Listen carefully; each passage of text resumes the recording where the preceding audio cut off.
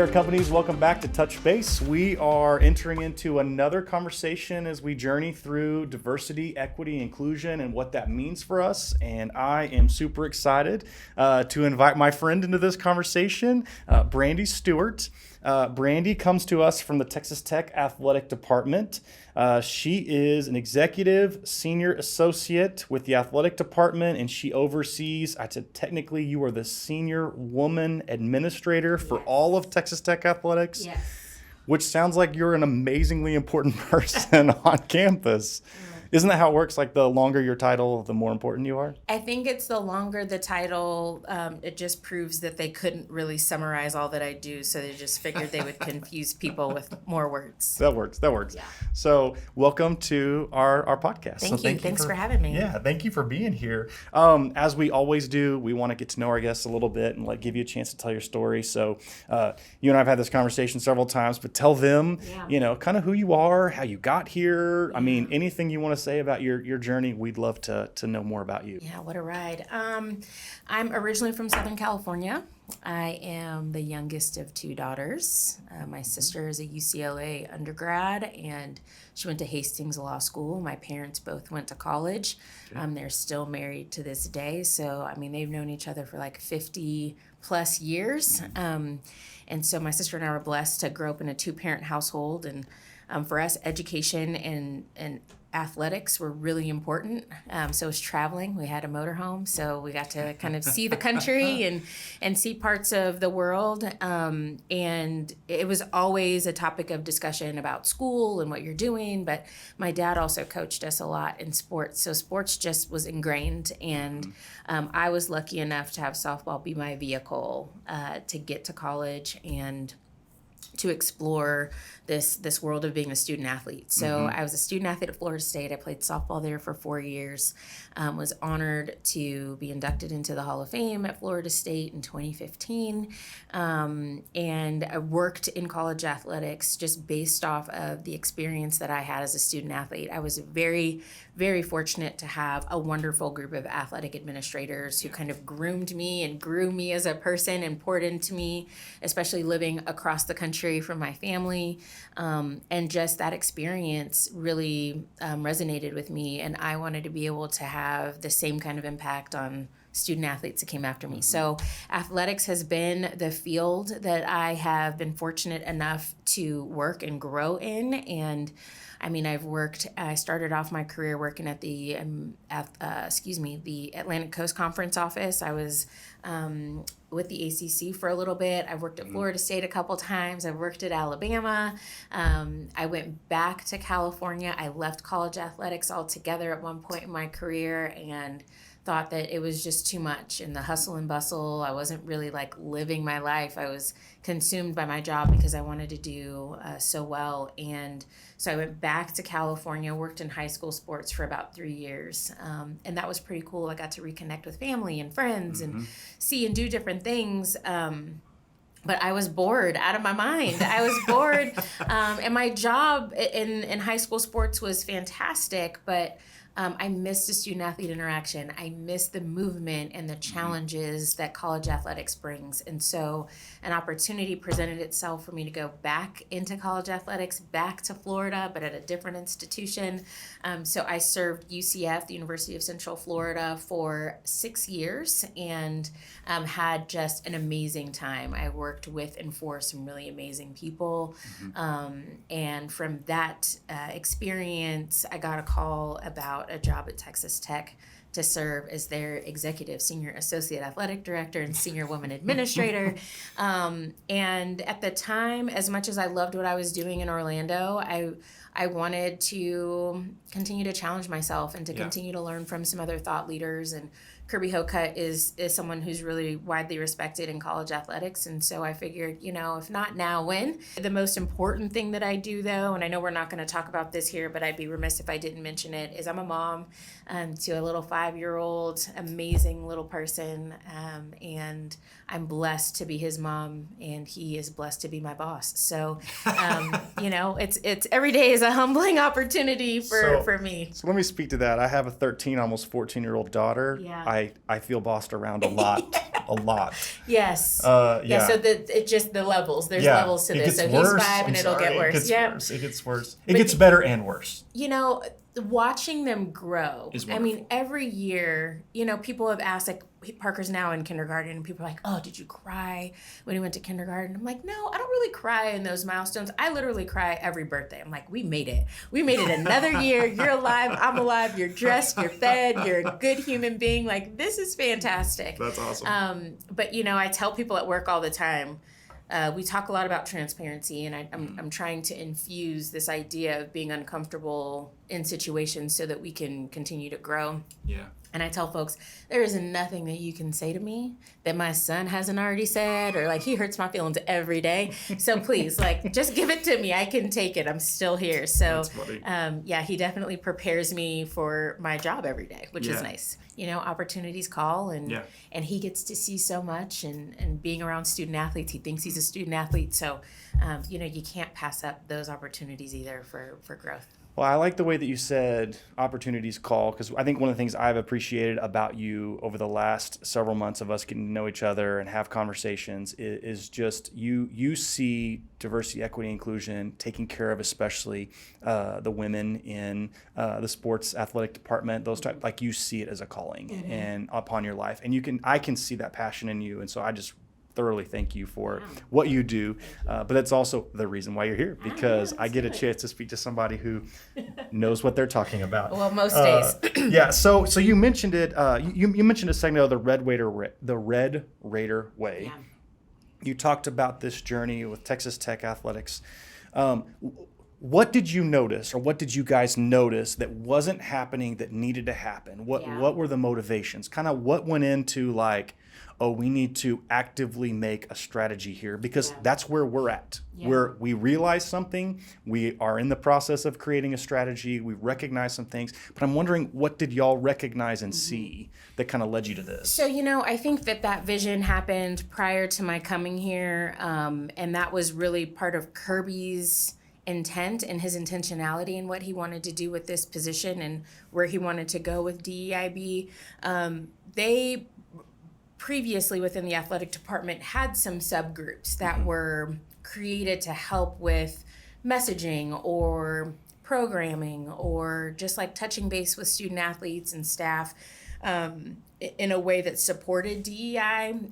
They didn't have the B then, so that supported DEI efforts. And after the murder of George Floyd, as we all did in college athletics, like, that was a huge wake-up call for a lot of folks, and it really elevated and amplified the voices of our student athletes, empowered a lot of student athletes of color to speak, empowered some of their teammates to advocate on behalf of, and this galvanizing of these young people who decided, like, we have a voice and you're going to listen. And so there were a lot of athletic departments that reacted to those voices and wanted to make sure that they could provide support and sometimes just simply, like, react in the most simplest form to what these young people were talking about. And so one of the outcomes of what happened here at Texas Tech prior to my arrival and after the murder of George Floyd was the birth of this Black Student Athlete Alliance. And so there was a group of young men and women, student athletes of color, who came together and through the Black Student Athlete Alliance created kind of a call to action for the athletic department, for the adults, so the administrators, the coaches, staff, of the things that they would like to see in order to demonstrate more support for their student athletes of color. One of the initiatives that we're trying to do as well, so our student athletes get into the community, we would like for there to be more design behind what we're doing and intentionality behind how we get into the community.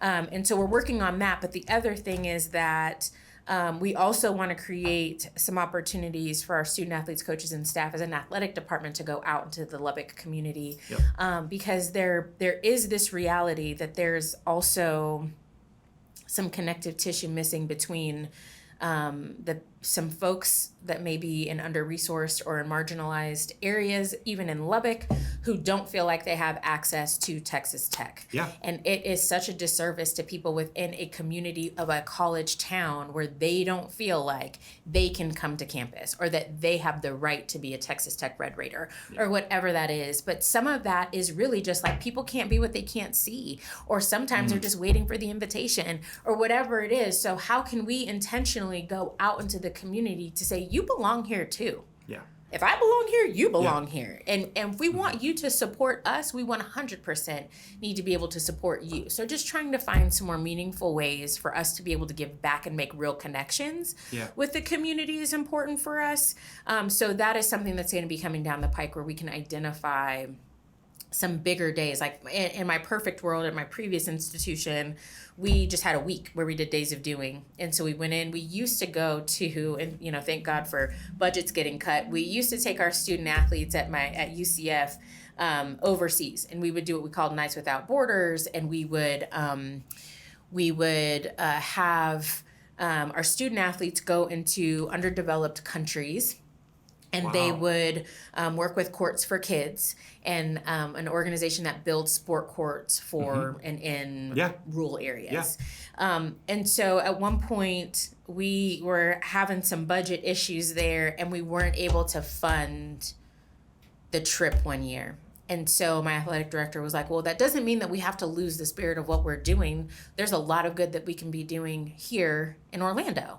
And so we did Orlando Without Borders, and we went into the community and we partnered with different groups, and we gave people an opportunity to give back, but do it together. So you had student athletes. I mean, our athletic director was helping us build a house. Danny White's, painting or putting up siding or whatever it was. But what's cool is all of it really comes back to community building within our athletic department too. Yep. But it's what you were talking about in shared experiences, shared spaces, and you never know what people are willing to say or share with you when you've given them just a little bit of your time. Yeah. And so that's hopefully what we can do next summer. We'll identify some days and we'll get out into the community and we'll figure out how we continue to make those connections. Well, and you're highlighting a couple of things I think are huge. And I think this is huge for even like workplace type of opportunities. The first thing I love is it's not just shared experience, it's shared mission. Like you have a mission and it's about something bigger than you. Yeah. It's about something that doesn't feed what your ambition is. It's strictly just to give to others, which comes back to the human piece of it. The other thing too is, you and I have gotten to have a lot of these conversations, but there's also something very healthy that takes place when we have this conversation because we're doing something together for someone else, and that side-by-side conversation, which just enhances our ability to be more open, to share more things with one another. I think about it a little bit in terms of like talking to both of my children, whereas when they were younger, it was easy to have this conversation with them. But now the best conversations we have are when we're in the car and we're all staring out the front windshield or, they're looking out the side or whatever. But adding new dynamics to how you can talk is kind of where I was going with that. Yeah, absolutely. I want to ask you something about your life experience, which is very helpful in this conversation because of the athletic piece that you bring. You've been in teamwork type stuff all of your life. Building teams is messy sometimes. Sometimes it's easy. I mean, sometimes teams gel pretty quickly. At other times, it's getting people into the right positions before they can really gel. Sometimes it's to use like a Jim Collins type of comment. Sometimes it's helping people off of the bus and being like, not the right person on the bus right now. This next stop, I think, is more appropriate for you. You might want to get on another bus. Go ahead. But all that to say, I'd love for you to talk us through, particularly with softball. Okay. I grew up playing baseball. I understand that different positions have different skill sets. There's some similarities around the field, but you have different skill sets, different things you focus on. You see the whole field in a different way based upon what position you play, but you're one team working towards something. Talk about teamwork development. Talk about appreciating skill sets, different perspectives, the nuances of needs. Just anything you want to say about it would be great. Yeah, I mean, okay, so I'm also going to write something because I don't want to forget it. Okay. I'm going to still talk about softball because it's the greatest sport in the world in my time. So a couple of things. One, a caveat to understand is I'm a coach's kid. Okay. So I've always seen team and the concept of team a little bit differently, but have loved and thrive in team settings. What I love about being a part of a team is that it is collective, that everybody does have a role, that those roles are defined by the position that you play. So like every position has an assignment. There's only certain things that you can do as a first baseman that you can't do as a second baseman, you can't do as a center fielder. And there's certain skills that you need for each of those positions, and everybody knows and understands that. So nobody expects for me to pitch the ball from second base. Nobody expects for me, to make a diving catch into the left field fence from third base. But people expect you to fill the role of your position. That's what you've been asked to do. What I have learned and what has carried through with me as a woman, but from the time I was a kid, was this idea of a collective responsibility, but then also what I have been really fortunate in having coaches that wanted to cultivate students of the game. And so I've always been in environments where, and most of my coaches were men, but I've always been in environments where, one, men are empowering young women. So that was awesome for me and has carried with me. So all the people that don't like me and the things that I say, blame my coaches because they told me I could do whatever I wanted to do. And so, there's that, right? Of like, I'm going to give you all of the tools that you need in order to be successful. And I'm also going to give you space to have a voice so that we're going at this together. It's collaborative. And so there's that, right? There's also this idea of, that you're all in it together and you don't have to like each other in order to respect one another for the position that you play and what you bring to the team, and then how that gets us to our goal. So that's what I've loved too, is I don't have to like you to respect you. And like, business is business, love is love. Like, and we can do all of it together. And so like the differences in that, and sometimes you don't always agree. And, our coaches gave us autonomy to call some of our own plays and do some of our own things. And what I love about softball, I don't see it as much in baseball, but what I love about that sport, and I think it might be the only one where you can do this, you can in baseball too, I don't think they do it enough, is call timeout in the middle of a game. You can call timeout as long as the ball is dead. You can call timeout, bring everybody together. Like, okay, so what are we doing? So what just happened there? Like, the wheels are falling off the bus. Let's bring them back together. And so you have time to regroup and come back together. So I just love the ability to collaborate. I love the ability to recognize people for what they do, and especially in a team sport, to also recognize that the people that might not be on the field, those 9 aren't the only 9 on the team. There's people on the bench that one can take your spot, 2 can come in and help at any given time given their skill set, or 3 are going to be there to support you even though they're not playing. Like, there's so many different aspects of being on teams that really do translate to like being a productive citizen in life. Adversity, you're not always going to win every game, you're not always going to hit every ball, you're not always going to pick every pitch, but you do work together to help everyone get better. Like, hey, she's pitching this, and this. Like, she threw me a really mean screwball. Okay, thanks. I'll look out for that when I come up to bat. Like, you're looking out for the next person, because if they're not successful, we're not successful. And so, like, all of those things are really important in team sports, and that is the same when you're in a boardroom with executives or when you're supposed to help make people better. That's the other thing I love too, is like, if I'm not making my team better, then I'm not doing my job. And I had that conversation. This is a side note. You can cut this out if you want to, but this is a side note. So my son is fairly athletically inclined. Soccer happens to be one of the sports that he does really well in, and he scores a lot of goals. He's 5, so I'm trying to talk to him about, like, pass the ball to your teammates. Nobody's keeping score. So learn how to pass, learn how to be a team player. And he has started to do more of that, where he's like by the goal, but there's another person. So he just like passes the ball and lets them score, right? Like, encourages them, giving them high fives. If somebody's knocked down on the field, he picks them back up, whether they're wearing the same jersey or not, because that's a person too. But also, like, we had this conversation last weekend. I said, Parker, you're really good. You're really good. And that's cool. But you're not great unless you can make the people around you better. So, like, make the other people around you better. And I mean, he's 5. That's probably not a conversation. People are probably like, Brandi, you're doing the most. But those things are really important. So can I go to a side note real quick? This morning I was on the treadmill and I wanted to walk. So if I walk on the treadmill, I usually watch something. So if I'm running, I'm listening to music so that I'm not tripping over whatever I'm watching. And so I found on Netflix a documentary called The Redeem Team. Okay. So it was about the 2008 Dream Team.